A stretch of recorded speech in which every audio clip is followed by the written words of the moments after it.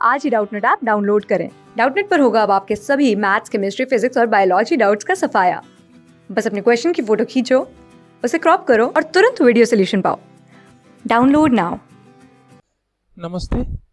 हमारे सामने प्रश्न है कि ABCD एक समलंब है।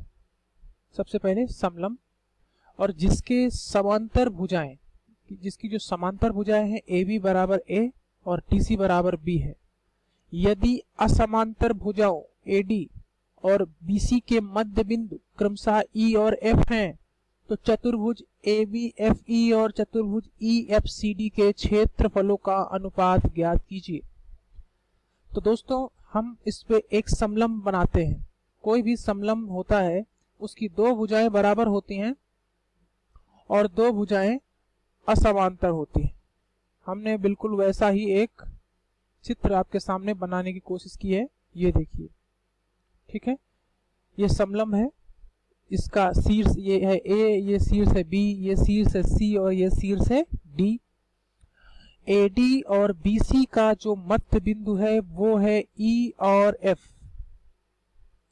और प्रश्न में हमसे बोला जा रहा है कि E और F को भी मिला दें अगर, तो EFCD और ABFE इन दोनों त्रिभुजों के क्षेत्रफलों का अनुपात हमें बताना है। चतुर्भुजों के क्षेत्रफलों, AB की लंबाई दे रखी है A और CD की लंबाई दे रखी है हमें B। ठीक है,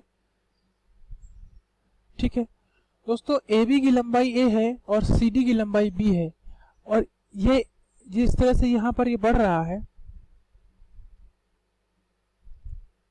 ठीक है, यहाँ से हम देख सकते हैं कि इसका जो यहाँ पर जो EF होगा वो क्या हो जाएगा, वो हो जाएगा A धन B बटे 2।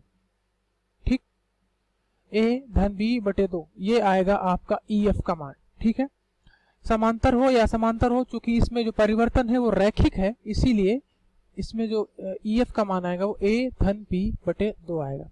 ठीक है, अब अगर आप समलंब के क्षेत्रफल की बात करते हैं तो जो समलंब चतुर्भुज ABEF है,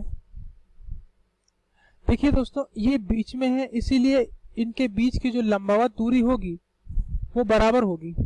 ठीक है, क्योंकि ये EF जो है ये दोनों भुजाओं का मध्य बिंदु है, इसीलिए ये जो दूरियां होंगी दोनों ये बराबर होगी। अगर आप इसको मान लेते हैं, इसको हम मान लेते हैं कोई दूसरी वैल्यू D, छोटा स्मॉल d मान लेते हैं। ठीक है, तो ये दोनों केसेस में स्मॉल d हो जाएगी। तो त्रिभुज ABEF का जो क्षेत्रफल होगा वो क्या हो जाएगा, समांतर भुजाओं का योग 1/2 गुणे समांतर भुजाओं का योग यानी AB और EF का योग और उनके बीच की दूरी यानी गुणे D। इसी तरीके से अगर आप चतुर्भुज EFCD की बात करोगे तो इसमें भी इसका मान हो जाएगा 1/2 गुणे समांतर भुजाओं का योग और बीच की दूरी गुणे D।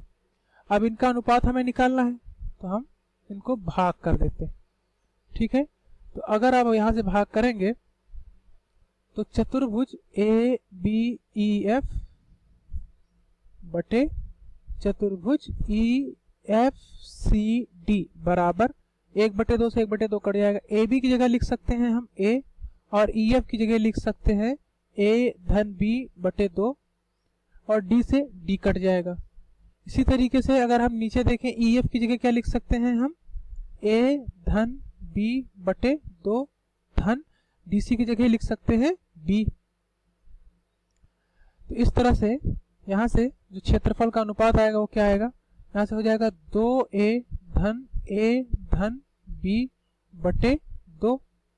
ठीक है, और फिर बटे में क्या आ जाएगा, इसी तरह से A धन B धन 2B बटे 2 ये आ जाएगा यहाँ से। तो यहाँ से ये हो जाएगा चतुर्भुज ABEF बटे चतुर्भुज EFCD। ठीक है, ये हो जाएगा। अब यहाँ से इसको अगर हम हल करेंगे तो क्या मिलेगा हमें, 3A धन B बटे 2 बटे A धन 3B बटे 2, 2 से 2 कट जाएगा। और यहाँ से हम कह सकते हैं कि जो चतुर्भुज ABCD का जो क्षेत्रफल होगा ABEF बटे चतुर्भुज EFCD बराबर होगा 3A धन B बटे A धन 3B। ठीक है, यही इसका उत्तर आ जाएगा। धन्यवाद। क्लास 6 से 12 से लेके नीट, IIT, JEE मेंस और एडवांस के लेवल तक 10 मिलियन से ज़्यादा स्टूडेंट्स का भरोसा। आज ही डाउनलोड करें डाउटनेट ऐप या व्हाट्सएप कीजिए अपने डाउट्स 8400 400 400 पर।